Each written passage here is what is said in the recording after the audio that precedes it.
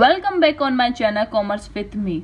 अगर आप चैनल पे पहली बार आए हो तो चैनल को सब्सक्राइब कर दो प्लीज। सब्सक्राइबर बिल्कुल नहीं बढ़ रहे। मैं इस वीडियो में मैं आपको सेपरेट लीगल एंटिटी का कॉन्सेप्ट बताऊंगी। इतना सिंपल कॉन्सेप्ट है और इतनी सिंपल तरीके से बताऊंगी कि आप कभी भूलोगे नहीं। और इसमें आपको केस स्टडी भी बताऊंगी salmon and salmon company limited. इसलिए वीडियो को लास्ट तक जरूर देखना, ठीक है। तो एक कंपनी है जिस independent corporate existence and separate and distinct from its member. इसमें क्या बोला है, जो कंपनी है वो क्या है, अपने मेंबर्स, कंपनी के अंदर जो मेंबर्स काम करते हैं वो क्या है, अलग है कंपनी से। सेपरेट लीगल एंटिटी का मतलब ये होता है कि जो कंपनी है, ठीक है, कंपनी कौन होती है, जो मैंने आपको पहले बताया था, कंपनी वो होती है जो रजिस्टर्ड ऑफिस में क्या होती है, रजिस्टर्ड होती है। और जो उस कंपनी के अंदर जो वर्कर्स या जो एम्प्लॉयज, वो board of directors, promoters, CS, CA जो काम करते हैं वो क्या होते हैं, कंपनी से अलग होते हैं। वो काम तो कंपनी में करते हैं पर वो क्या है, दोनों क्या है, अलग अलग होते हैं। लॉ ने ये बताया है सेपरेट लीगल एंटिटी में। इट कैन बी शू मतलब, शू का मतलब होता है मुकदमा। मतलब जो कंपनी है वो क्या कर सकती है, केस कर सकती है। किन के ऊपर केस कर सकती है, अपने मेंबर्स के ऊपर। मेंबर्स कौन, जो कंपनी में काम कर रहे हैं उन मेंबर्स पे केस कर सकती है। एज वेल एज आउटसाइडर्स, जो आउटसाइडर्स होते हैं जो उनके ऊपर भी क्या कर सकती है, कंपनी केस कर सकती है। It can have it's property, जो कंपनी होती है उसकी खुद की प्रॉपर्टी होती है, खुद का बिजनेस होता है और खुद के नाम पर होता है। कंपनी को किसी की जरूरत नहीं है।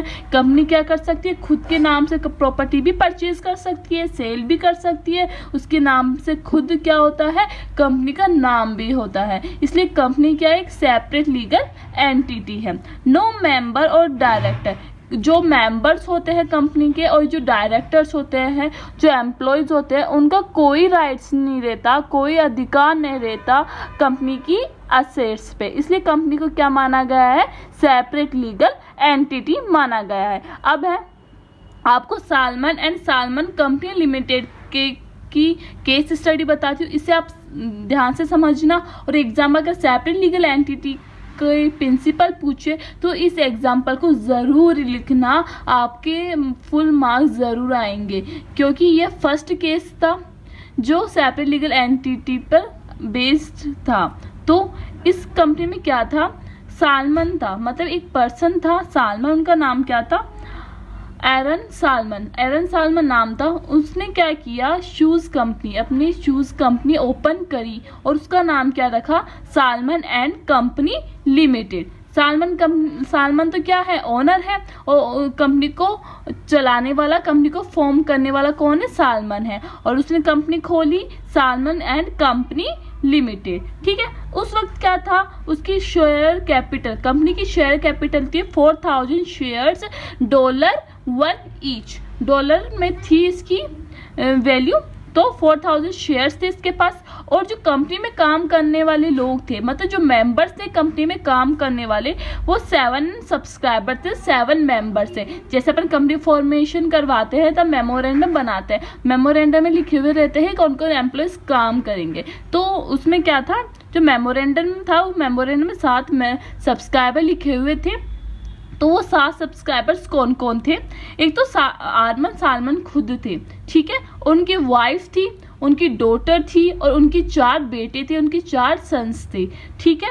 तो जो सालमन था, मतलब जो कंपनी स्टार्ट किया था जिसने, उनके पास क्या थे, 20,000 शेयर्स थे और 10,000 क्या थे, डिबेंचर थे। वाइफ थी, उनके पास क्या थे, 1 शेयर था। डॉटर थी, उनके पास भी 1 शेयर था। और 4 सन्स थे, उनके पास, चारों के पास एक क्या थे, शेयर्स थे।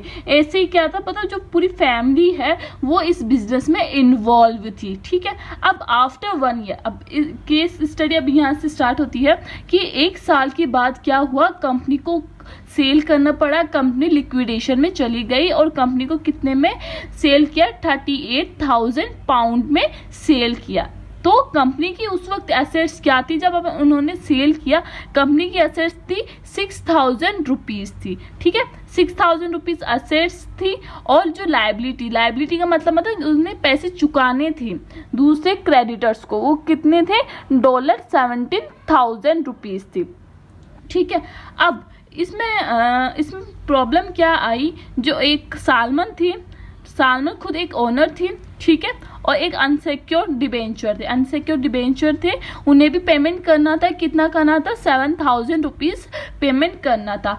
अब यहाँ ये अराइज हुआ, जो क्रेडिटर्स थे, जो पैसे मांगने वाले थे पर्सन क्रेडिटर्स, उन्होंने क्या बोला, कोर्ट में गए वो, और उन्होंने बोला कि जो हमें सबसे पहले पेमेंट मिलना चाहिए। पेमेंट मतलब क्रेडिटर्स, अगर कंपनी लिक्विडेशन में जा रही है तो क्रेडिटर्स को पहले पेमेंट मिलना चाहिए। पर ये क्या थे? अनसिक्योर्ड थे, मतलब उन्हें पैसे बाद में मिलना था। पर ये ऐसे बोल रहा है कि इस कंपनी में सारे कंपनी चलाने वाले लोग कौन है? फैमिली मेंबर है, इसलिए मुझे पहले पैसे मिलने चाहिए, सालमन को नहीं मिलनी चाहिए। सालमन को भी कितने थे? 10,000 रुपीज़ मिलने थे और क्रेडिटर्स को भी मिलने थे।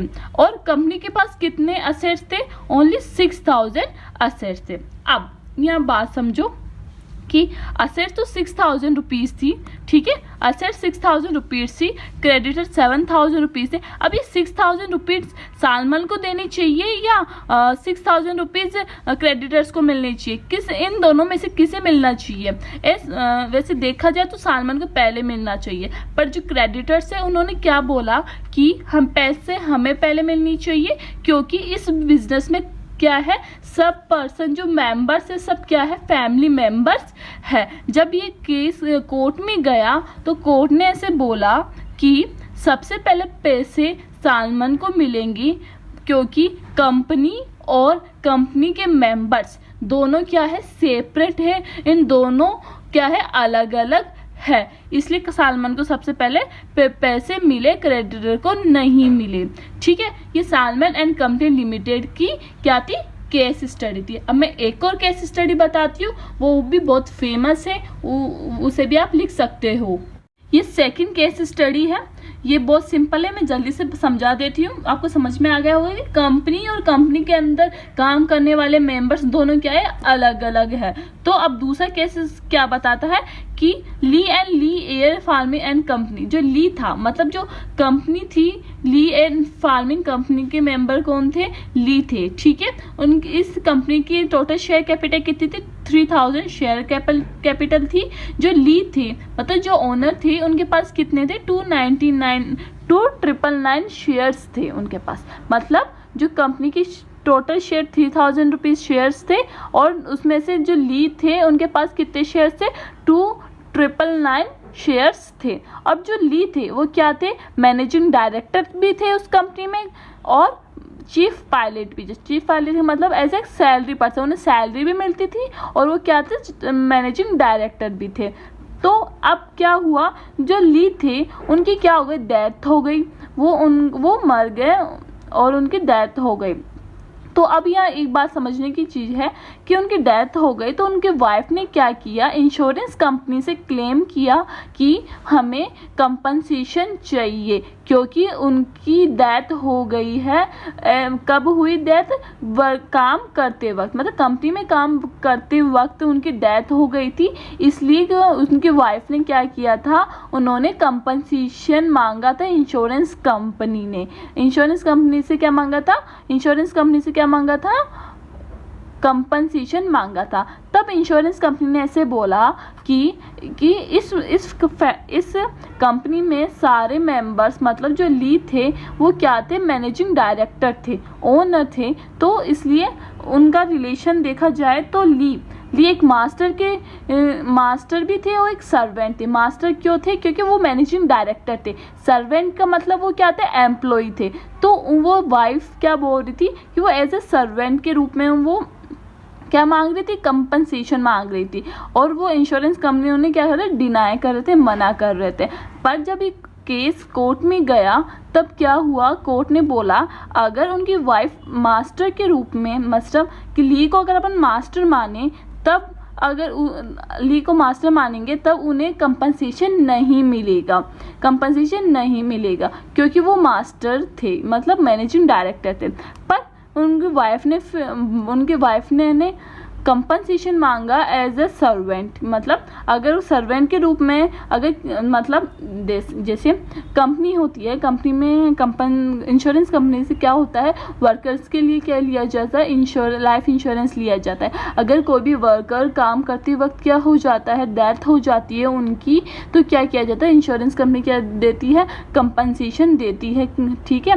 तब वाइफ ने उन्होंने कंपनसेशन मांगा एज ए सर्वेंट के रूप में, तब कोर्ट ने हाँ बोल दिया कि जो ली थी उनकी वाइफ को क्या मिला जाएगा, कंपनसेशन मिलेगा, क्योंकि जो ली थे वो क्या थे, एम्प्लॉय भी थे, ठीक है। एम्प्लॉय के रूप में उन्हें क्या कंपनसेशन दिया गया। अगर वो सर्वेंट नहीं होते, एम्प्लॉय नहीं होते, मास्टर के रूप में, मतलब मास्टर के रूप में अगर उन्हें कंपनसेशन मांगती वाइफ उनकी, तो उन्हें क्या नहीं दिया जाता, कंपनसेशन नहीं दिया जाता। तो लास्ट में क्या हुआ, उन्हें कंपनसेशन दिया गया एज ए सर्वेंट के रूप में, कि वो उन्हें दी को क्या माना गया, एम्प्लॉय माना गया, और एम्प्लॉय के रूप में उन्हें कंपनसेशन मिल गया। तो इससे ये पता चलता है जो कंपनी है, जो कंपनी और कंपनी के अंदर जो वर्कर है, काम करने वाली, दोनों क्या है, अलग अलग चीज़ है। आई होप आपको वीडियो अच्छी लगी होगी। अगर अच्छी लगी है तो अपने फ्रेंड्स के साथ शेयर ज़रूर करना और बेल आइकन को प्रेस ज़रूर कर देना।